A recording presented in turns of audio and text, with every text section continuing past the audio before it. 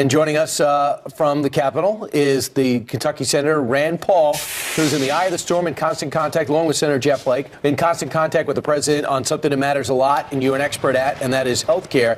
And guys, I know you're both here to talk about what's happening with waste in our country that's going to outrage people. I do want to bring up the fact that Senator Paul, we did have Congressman, now Health and Human Services Secretary Tom Price on a short time ago, and he told us that this is just phase one. By phase 2 and 3, a lot of the provisions that you want in this bill will be in the bill by the time it gets to the Senate. Are you comfortable with that? You know, I think the main thing to get this passed is we're going to have to find what we all agree on. And I think there is a lot of unity on repeal, just not so much on replace. There are several aspects of their bill that I think are Obamacare light and I don't support. I don't support a new entitlement program. I don't support keeping the Cadillac tax. I don't support an individual mandate to the insurance company. And I don't support insurance company bailouts. So we're still pretty far apart on replace. But I think we're together on repeal. And I think if we did what we did about a year ago and vote on repeal by itself, I think if we put replacement together at the same time, but in a separate bill, I think we have a better chance. Sure. Senator, you were interviewed by Breitbart yesterday, and you said you feel that Paul Ryan misled the President of the United States on how much support there was in Congress for this bill. Explain on that. Well, I don't think this is going to be an easy passage with the Obamacare light provisions in it. And so I think every time the speaker goes on television and say, oh, it's a slam dunk, we have the votes, I just don't think that's accurate. There's a great deal of dissension on replacement. There's a great deal of unity on repeal. And I just think we need to think this through and make sure we get it right, because Obamacare is a disaster.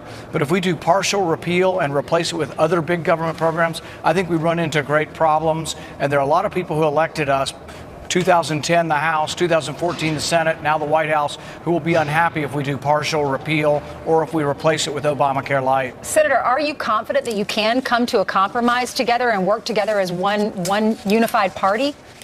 Well, I think the compromise is we should vote on what we agree on. So, for example, on repeal, we've already voted on that and everybody voted for it. So I think there is a unity on repeal, but not so much on replacement. But we could vote on a variety of replacements and see what happens with that and do it on the same day as repeal. But I think you're going to have to separate the issues to get agreement. Well, let me ask you something. Excuse me for not knowing this. Do you need 60 votes in the Senate to repeal? Do you need 60 votes to replace? If you put everything together on a reconciliation bill, you can do it with a simple majority. So I think you can do repeal with a simple majority. Right. Some of the replacement ideas will have to be separate anyway because they're not eligible under the budget rules and will require 60 votes. Okay, let's bring in Senator Jeff Flake now, because both of you guys are working on the Sour 16 Tournament of Government Waste.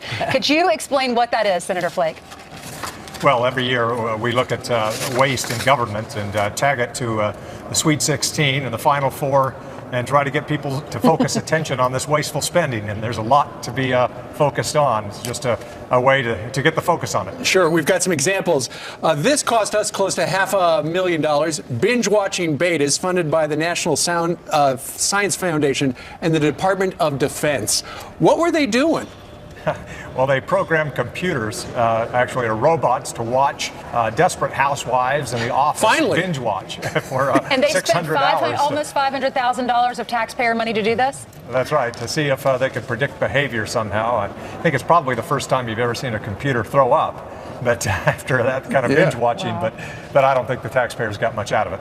You know, too bad we didn't put blood pressure cuffs on both of you guys to watch your blood pressure go up as we describe this. The other one you have is Squad Goals, funded by the National Science Foundation. It costs $1.1 million. I don't even know what that is. Determining if cheerleaders are more attractive in a squad. That's what it is? Yeah. Right. Yeah, there's something called the cheerleader effect, where cheerleaders are supposedly more attractive in a group.